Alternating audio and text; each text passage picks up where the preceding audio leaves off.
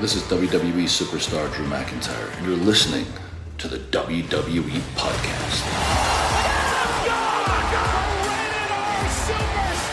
The champ is the one that everybody wants, me. It's going to WrestleMania. Claymore! Austin 316 says I just whipped your ass. This is my iron. You're going to acknowledge me. Welcome to the WWE Podcast. It is Saturday, November 22nd, 2022. Yes, Saturday, because tomorrow I have obligations and I won't be able to record, so I'll get the weekend review a little bit early. If you heard Amanda's review earlier today, you got the full SmackDown review and got her thoughts on it. I'm going to give you mine in short order, including the rest of Raw, kind of a high-level recap, if you will, because I've already done a full deep dive into Raw, as we do every Tuesday. So we're going to get into that. We're going to get into what's coming up here next week. Huge week next week. I mean, I can't understate it or overstate it enough. War Games, Brock and Roman under the same roof on Raw. Obviously, the final SmackDown before Survivor Series is coming our way as well. We've got NXT thrown in there for good measure. So huge week. Predictions, your mailbag next week. If you want to get your predictions in, give me your predictions as early as you can in the week. Send them on over to mailbag@wwepodcast.com. And also go to Patreon, because you get a week for free of ad-free listening for every show that we do at patreon.com/WWEpodcast, or just click on the subscribe button on Apple. Okay, so big week in WWE. A critically acclaimed version of Monday Night Raw that saw the return of Roman Reigns, saw the return of Brock Lesnar, saw the return, briefly, of Dolph Ziggler. A huge Raw. Saw the return of AJ Lee. It was a massive Monday Night Raw. We'll get into that again on the back half of the show with just kind of a recap. As I said, if you want a more detailed listen, that show has already been recorded. But that's the kind of week we had, on top of just decent storytelling with Monday Night Raw. The logical storytelling, a massive build. I can't remember a more star-studded War Games match. This past week on SmackDown, we had some excellent promo segments. One that was Charlotte and Rhea. We'll talk about that.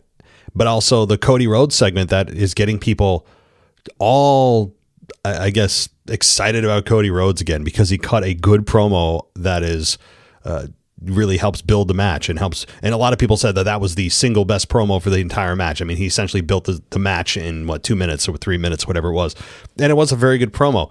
But I guess maybe our standards have fallen so far that to hear just a good promo is one that we have now elevated to excellent, when it's just one that we should hear from our champion more often than we don't. So I understand it. And it was. There was a good, I would say very good promo. It is to me, a perfect promo that you want to drop before the event. And honestly, if this was next week, I would actually have preferred it to be the go home argument, the go home sell for the match, because it was that good. Was it the best promo I've ever heard? No. I mean, people are really making that big of a deal about it, but I think it comes in the territory of when we don't have a lot of people who cut promos that make you feel something. There's a difference between cutting good promos where you executed your lines well and an actual wrestling promo. Because what we heard from Cody was an actual wrestling promo that came from his guts and you believed it. You see a lot of good performances of reciting your lines, but I don't believe it because you don't believe it, because I can tell it came from some writer backstage or a team of writers or whoever. That's the difference that we're getting in today's product that has been going on even in the Vince McMahon era. And I'm not blaming this solely on Triple H and his team. That's just kind of how pro wrestling has evolved over the last 10, 20 years. But it's amazing when you hear an actual good to really good wrestling promo that doesn't feel scripted, how it just sounds and feels different.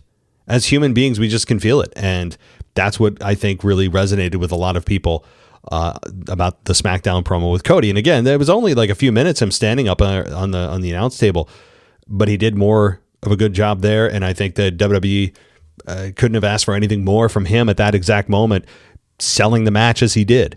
So let's get into it. Let's talk SmackDown.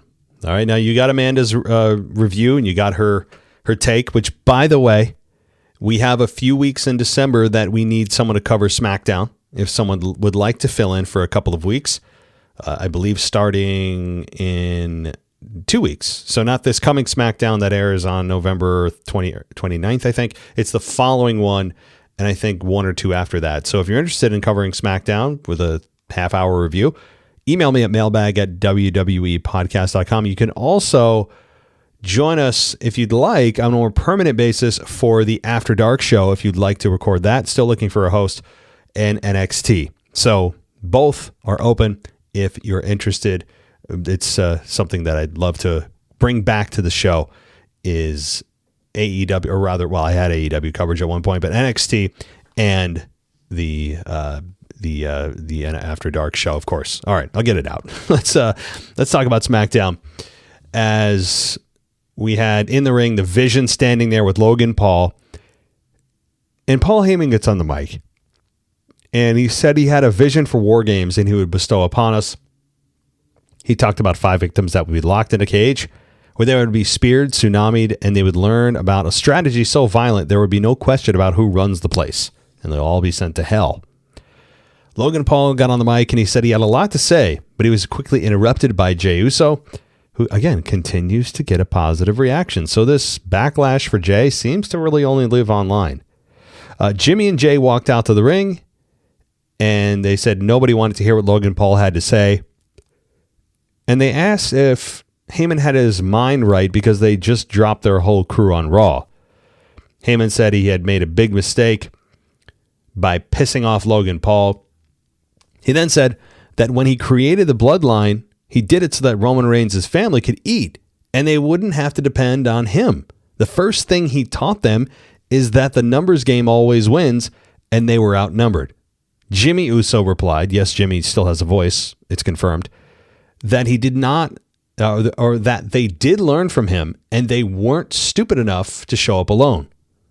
Cody Rhodes comes out, and the camera went backstage. Oh, I'm sorry, his music hit, but the camera went backstage, and it was Drew McIntyre getting out of the bus of Cody Rhodes, who was a mess, bloody mess, and the Usos went back to check on him, and a WWE official was on site and called for the medics. So, all right, I mean, beyond some of the logical gaps here of why a camera is even pointing in the direction of Cody's bus or whatever, it is what it is. It's pro wrestling. But Cody Rhodes looked beat up, very convincing makeup job. If it wasn't a makeup job, he bladed himself on purpose, then Godspeed. I mean, that's commitment right there. But it was a well done segment that I don't think that's ever happened before, where someone's been assaulted on their bus. Him laying on the steps of his bus. He's got a gash in his skull.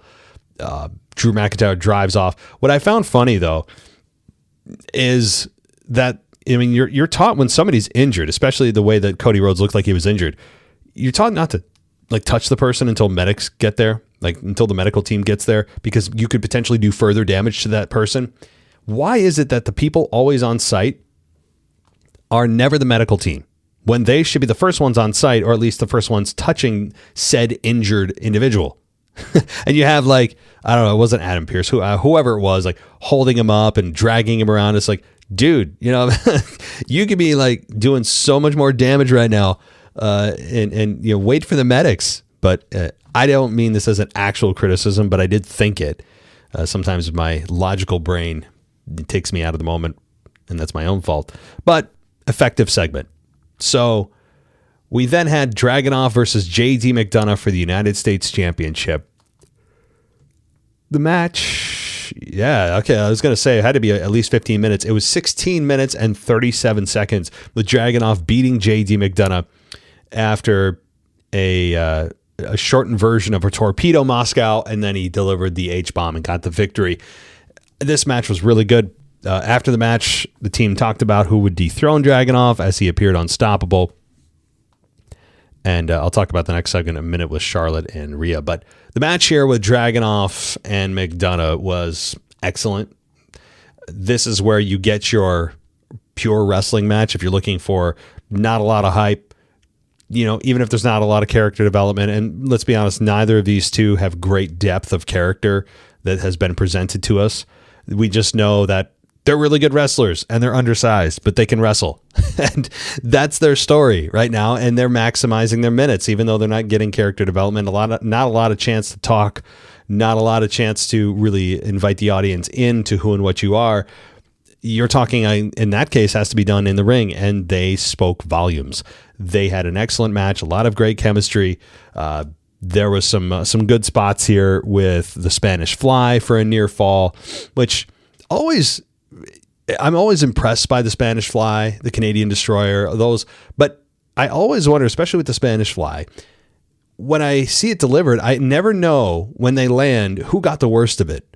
It looks beautiful in the air, but when they land, it's like, bruh. I mean, I don't know who I'm supposed to believe is selling the pain.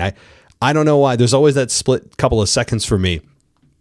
And maybe it's my decreased brain capacity at 40 years old. I'm not sure, but it always does kind of perplex me. And like, who am I supposed to believe? Why is that person standing? It looked like they both hit the same way. It's a great looking move. I'm not disparaging the move. It's something I've always thought, and I wanted to just vocalize that thought. But very good here. Very good. I mean, every time you see Dragunov out here, and I don't anticipate him dropping the belt for at least a few more weeks. I don't think it's going to be a very long run, but it is giving Dragunov a lot of exposure, and he's maximizing his opportunities. Every week he's coming out here and seemingly having excellent matches, despite the fact that even Albany was not happy up until he hit maybe it was a Spanish Fly or one of his crazy DDTs. I mean, my particular audience here in Albany was not all over this match. I mean, there was a "This is awesome" chant, but it was kind of a parody of a "This is awesome" chant. It didn't really warrant one. And Dragunov, though, is excelling here. And I don't see any reason at this point to take the belt off of him. I understand he does not have the most name recognition.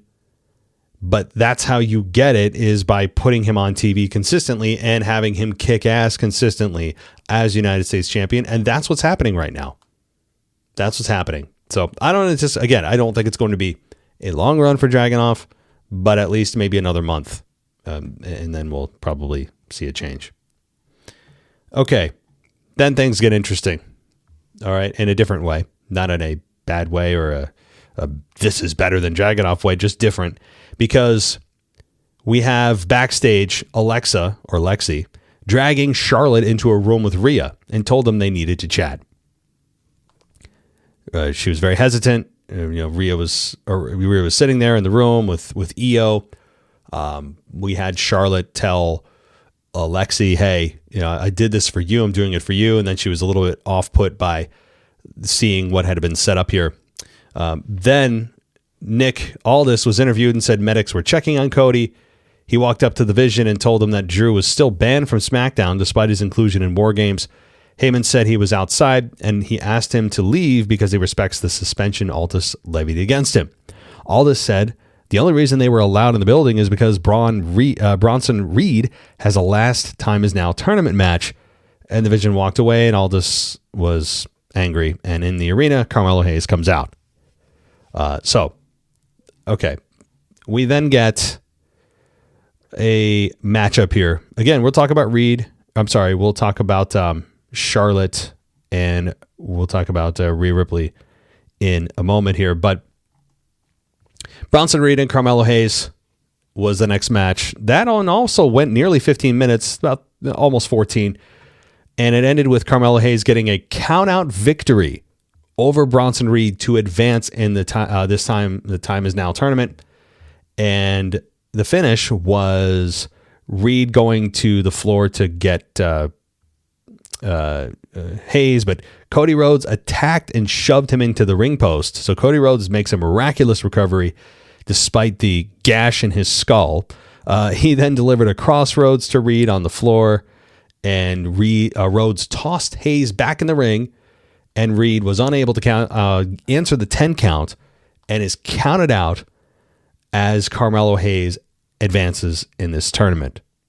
After the match, Cody Rhodes grabbed a mic. This is where everyone is all up in arms or in a good way in support of Cody here. He told Bronson Reed that he might be the best out of all of them, but he won't figure it out until he's looking up at the lights.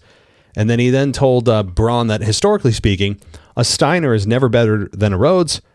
And Cody said that he then called out Lesnar and he was the last one to beat him. He beat him twice. And he addressed Heyman and told him he could keep building them and he would knock them down. That was, to me, honestly, the best line of the whole promo.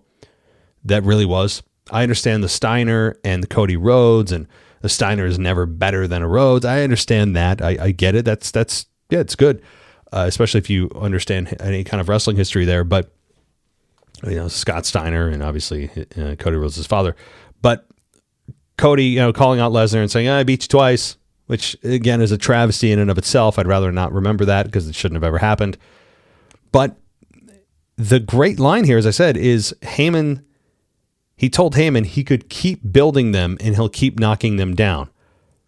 That's a great way to phrase what has happened and what Paul Heyman's role has been. He's moving from talent to talent, and every talent that Paul Heyman has got behind and built up, Cody Rhodes seemingly is the kryptonite. It's a great line. Great line. I don't know if that was ad lib. I don't know if that was something that was pre-constructed, but I was a very well said and great word choice there. Just excellent. I mean, I don't like Cody Rhodes as a character, you know that, but I can also be objective here. Good stuff. Good stuff. All right. Backstage, Julia and Kiana James pursued Chelsea Green, but she hid in a closet. James told Alba Fire they wanted their rematch, and Green left the closet when the coast was clear, but ran into Jade Cargill, who laughed at her claims of being the greatest women's champion. Rather than responding, Chelsea just ran, and yeah, that was it. So, yeah, more just wonderful character development for Jade. Just very, very deep, multi-layered for Jade here. If you can't read through my sarcasm, well, there's a hint. Okay. Sami Zayn stood with his crew backstage and said they were tired of the MFTs. He called them an international coalition, and they spoke about being brothers in arms and told the MFTs were going down on SmackDown next week in the Survivor Series elimination match on next week's SmackDown. And then back in the arena, DIY made their entrance with Candice LeRae. DIY then took on Fraxium. The match went 8 minutes and 14 seconds with DIY beating them. The finish, if you watched it, was Gargano tagging in, and he and Axiom ended up on the top rope. Axiom delivered a Spanish fly, and thanks to a distraction on the outside from Ciampa and Frazier fighting, Candice LeRae stole the mask from Axiom, who was quickly pinned by Gargano. So, yeah, I didn't see that finish coming. I mean, you have Candice LeRae, who is the wife, right? She's the wife of Gargano. Certainly, a clever finish here with that being a sign of ultimate disrespect. It's okay that it finished the match for me because he's so distracted and just wants to get out of the arena, and he feels exposed. And I have no issue with that. I really don't. Despite the fact that how does taking off someone's mask suddenly weaken you to the point of being pinned? I'm okay with the pro wrestling logic here and the respect that is keeping the mask on a luchador. Obviously, that's a big part of what differentiates them from the American wrestlers. So after the match, Gargano celebrated with holding the mask, and a pre-taped interview then aired between Rhea and Charlotte. Okay, so here we go. Ripley said she's always respected Charlotte, and what they did was about wanting to be the best. She said if someone asked her who she wanted to go to war with, she'd say Charlotte Flair. Charlotte then got to her feet and said yes. Rhea told Charlotte she could trust her. They shook hands, and that was it. So I really like this. I did enjoy this because while there wasn't a ton said here, the tension did a lot of the talking. Yes, there was music. There's like that backstage, the kind of background tense music. I don't care. Both women were all in here. They both played the role very well. I like that they're not pretending that these two don't have a history and they're just suddenly aligning because of a common cause. And that, oh, I can't trust you, you can trust me. I really do hope, though, although I feel like I'm going to be wrong on this, that neither of these women turn on the other, because there's no need for it right now. I've talked about it on the show. Many others have as well. Why are we going to screw with a good thing with Charlotte as a babyface? That is such a rarity. As a successful one that has momentum, not one that's just a paper babyface that she's been in the past whenever she did turn. This is one that she actually has a connection with the fans.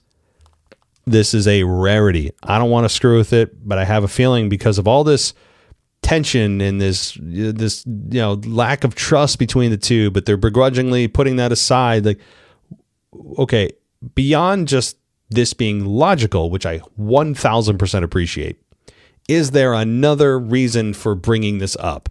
Is it setting the table for one of them to turn on the other, have some kind of miscommunication in the chamber or in the War Games match? It could be. This could be a double-barreled reason. I like the logic. I like how they're not ignoring it. I am a full supporter of that. I'm not in full support of this being a setup for one of them turning on the other. I'm concerned about it. I'm not putting it out there yet. My full predictions are coming this week, but it is something to consider. Good stuff by both women. I enjoyed this a lot. All right, so Penta versus Finn Balor in another last time is now tournament match. The match went 10 minutes with Penta beating Finn Balor. The finish was a Penta delivering a modified Fisherman Buster for a 2 count. He then wrenched the arm of Balor, but he didn't execute the Penta driver, or couldn't, and Balor rolled through for a near fall. He then went for a coup de grace, but Penta avoided it and landed a pump handle driver for a near fall. And after that, Penta did deliver a destroyer and got the victory. So another great finish here. When I say great finish, I mean the destroyer should be a finish. We've seen it used many times before, AJ Styles and others, and it's been a transition move, or at least a believable near fall, but one that you know is not going to actually finish the match. Penta's bringing back the destroyer to actually finish, and this was not a kick out of a finish match. Sad that that's even a bar that's so low that we are supposed to praise when there's no kickouts of finishes, but I'm going to call it when there's even a little bit of progress. So that was a good thing. After the match, Penta celebrated, and the commentary team acknowledged the injury to Sheamus and said that Nick Aldis and Adam Pearce were meeting to determine his challenger. And we then got a pre-tape where Solo and the MFTs said they would crush Sammy and his team next week. And kind of your standard deal there. So when Sheamus was announced as injured, I'm thinking to myself, oh, here we go. Here's my prediction of Edge being the replacement for an injury. Oh, no. I am wrong. That particular award goes to The Miz. So, yes, now we have a Miz replacement. Wow. I'm sorry. I don't care about The Miz in any way. I don't dislike him, which is kind of weird to say I don't care about somebody, but also say I don't dislike them. I just feel nothing for The Miz. I never have. I've never wanted to see him get his ass kicked, at least on a level of pro wrestling. When he and Johnny Ace, what's his name? Johnny Nitro, whatever his name was. I can't think of his last name. At least how he's presented in WWE. When they were doing their sophomore crap, it was eye rolling, but I never could connect to The Miz's character. He's good in the ring. That's fine to me, but he still looks like he's coming off the real world. I know that was 20 some years ago, but he just, to me, has never fallen into I can believe in his character. I've never been able to get there. Nothing against him, nothing against his ability in the ring. So there's just something about him that I've never been able to remove to get into his character. There's a shield. There's some kind of block for me. I find him exceptionally boring. Because he's never going to win an actual match. If he becomes champion, he's a transitional champion. That has played out throughout his career. Not saying as an Intercontinental champion or his feud with Daniel Bryan wasn't fun, or even with Dolph Ziggler, he had some good matches. But with The Miz, I've never been able to connect. So this announcement here that Sheamus is being replaced by The Miz because of his Sheamus's shoulder injury, it was just a big sigh, a big, very comedic cartoon sigh from me. All right. Then we get Charlotte, Alexa, Io, and Ripley making their entrances. Rhea grabbed a mic and said that Nia, Lash, and Kabuki Warriors would find out they're more unified than they thought on Monday, and that was a real problem for them. And then she addressed going to war with the right people and said that there's a fifth person that's missing, and here she is. She's going to light up the sky. AJ Lee comes out. Big pop. Always good to see her. And she comes out, but Nia, Lash, and Kabuki Warriors jump everybody from behind, and they got AJ got blindsided by Becky just as she got close to the ring, and the heels took control and beat down the baby faces, and Becky held Rhea's feet near the ropes to allow Nia to land just a horrifically terrible annihilator. Nia Jax is getting worse. She may want to consider a different move. And I'm a big fan of her improvement. I've been a very harsh critic of her prior to her last 18 months, 2 years, because when they brought her back, we all knew her reputation, and I didn't really feel like WWE lost anything. When she came back, credit to her. She's really advanced, and she has put her best foot forward and found herself. So that said, her finish needs to change. If she can't execute it well, and it's not an easy move to do, as I explained, I think in last week's Recon review, because you can't land it in a way that's actually going to hurt your opponent. It would look good, but you actually risk breaking a rib or worse. But you also can't make it look like you're just doing a squat and landing in a squat position, because then it looks like total garbage and the person's supposed to sell. So it's a very, very small margin for error to make it look good or dangerous or just look like garbage. And she has not been hitting it well. I'm not saying it's easy. That's my point is it's not an easy finish to make look good. So she needs to find a new one. She needs to find a new one. That's it. Maybe a big splash off the top rope. What about just a big splash? That would do it. In fact, I'd argue that's more impactful than her annihilator, because she's only coming off the second rope. Imagine her coming off the top rope, and she has more control, and there's more margin for error to make that look good. And it's safer, I would argue.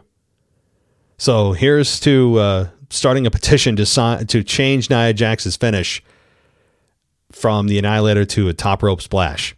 Use all her weight.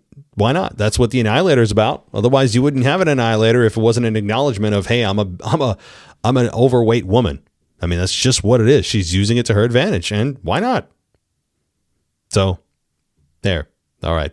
But the heat is on now between AJ and Becky, right? They're on opposing teams. I think this is going further. This could go all the way to WrestleMania, or it could end at the Rumble. It could end at Saturday night's main event, but AJ versus Becky Lynch is coming one-on-one. Yes, even after Survivor Series. All right. Good stuff. You also don't see the baby faces, or the heels get a lot of heat to end a show very often. That's, I would say, like 25% of the time or less. Most of the time, it's a feel-good moment. Most of the time, the baby faces are standing tall. I'm not a proponent of that all the time. In fact, I would argue that should happen much less frequently than the heels getting heat. Why? Because if you're telling the story well enough and you have faith in your audience to stick around, you want to tune in, or you want to buy a ticket, or you want to purchase a subscription to the Peacock or ESPN to see the heels get their ass kicked. The platforms may have changed. The storylines may have changed. The faces of the people playing the storylines may have changed. The faces of the people creating the stories for the faces of the people who are executing the story have changed. But you know what hasn't changed? Human emotion, right? Just basic human emotion. That has not changed.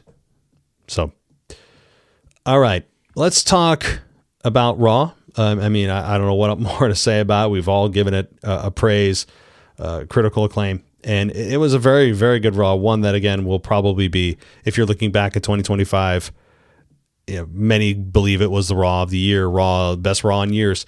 We all have that bias of it's the freshest memory, so we feel the most connected to it.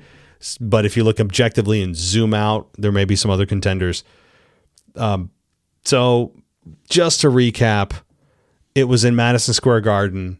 Cena came out, big pop. We had the Dominic Mysterio 6-man tag team match with Sheamus, Rey, and John Cena take on Dom, Finn Balor, and JD McDonough. And that match went 14 minutes and 45 seconds with John Cena, Sheamus, and Rey beating the heels. And they had the triple knuckle shuffle. Good stuff. But Dom needs some heat, man. I mean, I understand that they're going to probably give it back to him. It's almost guaranteed they're giving the belt back to him at Survivor Series. I still don't see the need for it, but I guess I'm the very, very small minority on they should not have given the belt to John Cena just to give him the belt, which is exactly what they did, and there's no other purpose for it other than to add one more thing to his unnecessarily long and comprehensive resume. But I wouldn't have done it. That said, we then had, Stephanie Vaquer, Jackie Redmond standing in the ring, and Nikki Bella comes out. A very horrible, this was probably the lowest of the night, with Nikki Bella attacking Stephanie Vaquer with a single shot off the LED board, and then Nikki Bella is cutting a promo while she just has Stephanie Vaquer look up at her like a child. It was a horrible segment. It was just embarrassing. And now you have Brie Bella apparently trying to make a comeback. Is there anyone outside of the Bellas themselves that asked for this? Is there anyone? Is there anyone that was like, oh my God, imagine the Bellas in this era? Wouldn't that be awesome? Can we bring back those trailblazers? Those real, forward thinkers? Can we bring them back? Boy, oh boy, wouldn't that just be a dream scenario? Name me one person that had said anything remotely close to that. The Bellas are the only ones who I think believe that. And obviously WWE does enough. They feel that the Bellas have enough value to bring them back. So clearly they do think that. And Nikki had said, and this is probably the only good news coming out of the Bella run, is that Nikki said this is her final run. Well, I sure hope so. You know me, I'm not a fan of Nikki or Brie. I want nothing to do with the Bellas. I want to be done with them. They're a Divas era holdover that are trying to rewrite history and what they meant, and they don't belong in this era. They don't. I mean, they are a constant reminder of what we don't want to go back to. That's what they are. They are a butterfly championship wearing narcissists. That's what they are. Sorry, but not. And if you think I'm going to change my opinion, I'm sure some of you like the Bellas. Good. Cool. Good. I'm glad you do. But mercifully, this will be their final run, but not before likely Brie comes back. Because, of course, again, we are all asking for Brie. And we all asked for Nikki. Yes, we did. Oh, wait. That's right. That's in a fantasy world. Or at least in Nikki's fantasy world. Okay. So, we have Sikoa make his entrance with Tala Tonga. Tessitore ran through the WWE podcast schedule. Not mine, but WWE's actual. They kind of gave me an inadvertent promo there, although I don't think anyone's searching the WWE podcast off that. It was just kind of fun. So, we have Dolph Ziggler and Solo Sikoa. And the match went 8 minutes and 50 seconds with Solo beating Dolph. We have Alexa Bliss cut, I think, her own very good promo of the week that got overshadowed by Cody. But Alexa Bliss can't be on TV enough. I mean, her promos have always been very good, almost always. The only exception to me in my mind that comes to my brain is the "This Is Your Life" Bailey. You remember how horrible that was? That's about it. Like, outside of that, generally Alexa Bliss, Lexi Kaufman, has been incredible on the microphone. So we got a great promo from her, and Rhea Ripley comes out, Charlotte Flair comes out with a kendo stick, and that's where she kind of, after a very long week, decides to go back on her word and help out her team. And Becky Lynch takes on Maxine Dupree for the Women's Intercontinental Championship. That match went 10 minutes with Maxine winning, as we kind of all figured. Maxine wins the Women's Intercontinental Championship after Lynch was distracted by AJ Lee's music, and Dupree hit a crossbody and got the victory. Fun win for Maxine. Now that the win is out of the way and we've gotten a chance to kind of think about Maxine Dupree as Intercontinental Champion, now what? Always the follow-up. Okay, now what? How do the fans respond now?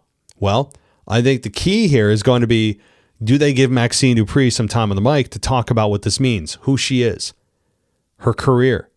Give the fans a little bit of a window into who you are, your history that we may not know about. This is your chance, because now we've been on the journey of you're the underdog. We've watched you with Otis, with that group with Akira Tozawa and Chad Gable, and we've seen you be humiliated, be berated, be belittled. You've been the side character. You're the attractive blonde that doesn't look that smart. At least that's how you were cast. Not saying you're actually that way. She seems to actually be a very intelligent woman. But now, then you went on this ride of, okay, you got in the ring, fans booed you. There's the infamous fan video that hurt everyone's tummy in WWE, which is just ridiculous. I don't want to rehash that. And then you started to improve and improve and improve. To your credit, fans went on a journey with you. You captured the championship, at least your first mid-card belt. Now what? This is the crossroads. This is the turning point for Maxine, one way or the other. So hopefully they give her some time and they don't just throw her in the ring, because we need to hear from her. Okay. We have then Gunther take on Javon Evans, and that match went exactly 15 minutes with Gunther winning after he put him in a sleeper. In a good match. It delivered. It was a match that you knew on paper was probably going to be pretty good, and it was when it was actually executed. It was a great, I think, debut for Javon Evans on the main roster, for those that may not know who he is or what he is. Gunther's a great opponent for him. Gunther's a great opponent for anybody. Gunther's old music was brought back. Javon Evans does deliver, and Gunther wins, which was the right move as well. We have, let's continue here. I don't want to go too far. Roman Reigns and Brock Lesnar in that whole segment. That's where all hell broke loose. And Drew and Punk and Brock and Roman. Great, great finish. It felt Attitude Era-esque with the names coming out. And reminds you that star power will forever be key to the success of any promotion. Any entertainment platform. Star power is the lifeblood. Yes, the fans do in some ways bring the lifeblood to the company for revenue, but you're not going to have the fans there if the stars aren't there. And the stars were out on Monday in Madison Square Garden in full force. And a chunk of them, with Roman and Brock, are going to be here this Monday to bring the go-home show to a close for Monday Night Raw. I'm sure we'll get absolutely no explanation as to why Brock is doing what he does, because that's just Brock's thing. Brock is just doing things, and the creative doesn't have to do a damn thing. They are a creative team's dream. Well, Brock is anyway, because Brock does not cut good promos. And the idea and the excuse and the just complete cop-out is, well, Brock does what he wants to do, which is, of course, total nonsense. It's a lazy man's way of not wanting to have to deal with any creative for him. And that's all it is. That's all there is to it. I don't want to hear any more from anybody about why Brock does the way he does things and why he attacks people and who he attacks and why. We get no explanations. There are so many programs over Brock's last few years, and even, of course, prior to his, the whole lawsuit issue and all the rest. I mean, so many programs he's been in that you don't get any explanation or basic courtesy of storytelling with Brock, and I don't excuse it. I don't want to hear that's just Brock. That's just Brock what he did. No, stop. You have been brainwashed.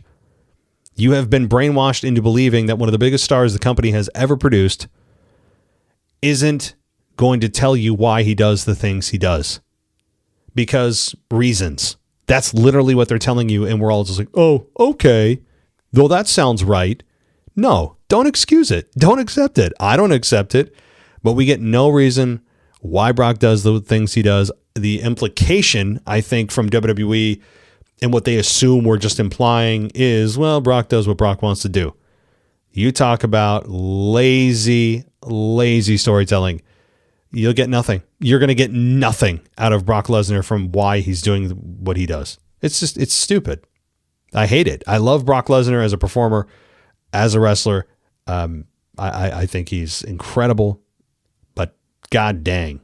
All right. That'll do it for the week in review here on this Saturday, November 22nd. I'll be back next week. I may even pop in earlier than that with other stuff and see if maybe I have some early predictions, previews, that kind of thing, as a massive week here. One of the big 4 PLEs is on the horizon, right around the corner on Saturday with War Games, and what is going to more than likely be one of the biggest events of the entire year for WWE because of the star power, because this is, to me, and I'll say this every year if you've listened to me for the last, my God, I've been doing this for 11 years now, this is going to be an unofficial start for some storylines directly to WrestleMania.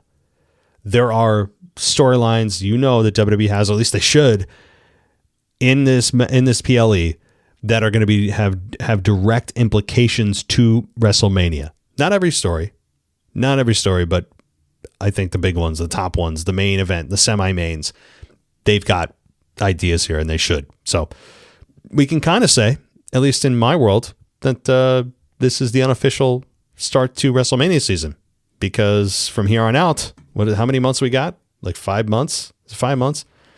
But less than half a year now. We're closer to this year's WrestleMania than we were last year. So put that in perspective. Alrighty. Thanks so much, everybody. If you want to go ad-free, patreon.com/WWE podcast. Also, check out my other podcast I do. It's called The War on Truth. Not about wrestling. I'll leave it there. It's called The War on Truth. Check it out. Also, you can go to Apple or Spotify for my ad-free feeds. Check them out. Thanks, everybody. We'll talk soon.